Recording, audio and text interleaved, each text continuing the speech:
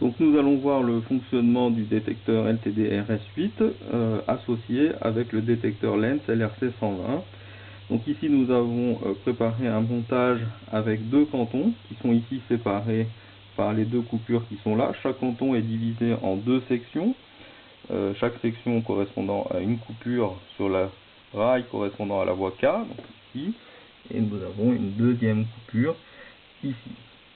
Chaque section est raccordée au détecteur LTD-RS8 par les deux fils, un rouge et un bleu, donc le bleu correspondant à la voie J, le rouge correspondant à la voie K. Donc nous voyons ici le raccordement au détecteur LTD-RS8. Donc nous avons les câbles correspondant à la voie K qui sont ici raccordés. Et puis nous avons, pour ce qui est du canton qui sera détecté par le LRC120, les deux câbles correspondant à la voie J qui arrivent ici sur le LRC120. Le LRC120 est lui-même raccordé à la voie au bus JK par ces deux câbles qui sont là, et le bus JK est ici raccordé à la centrale.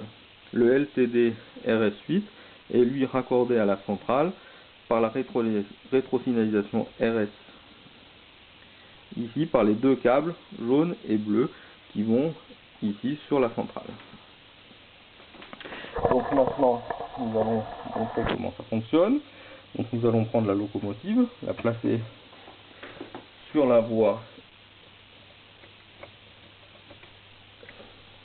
A, sur la section numéro 1, qui elle est raccordée à la fois au détecteur ici LTD RS8 et sur le LRC120. Donc la locomotive porte l'adresse 30, ce que l'on peut remarquer ici. Donc maintenant, si on déplace la locomotive sur la section numéro 2, donc elle est toujours détectée sur le LRC120.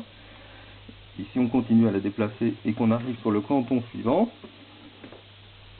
donc le canton suivant est raccordé ici sur le LTD RS8, on voit qu'elle n'est plus détectée par le LRC120.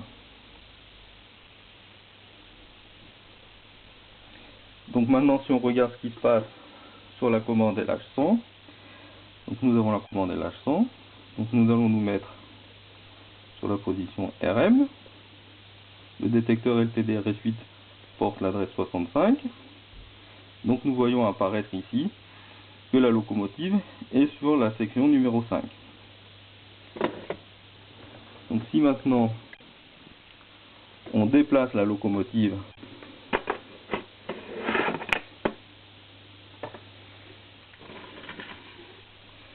sur le canton qui est lui-même détecté, on voit que cette fois-ci sur la commande LH100, on a la section numéro 2 qui apparaît et la locomotive est bien détectée sur le RC120.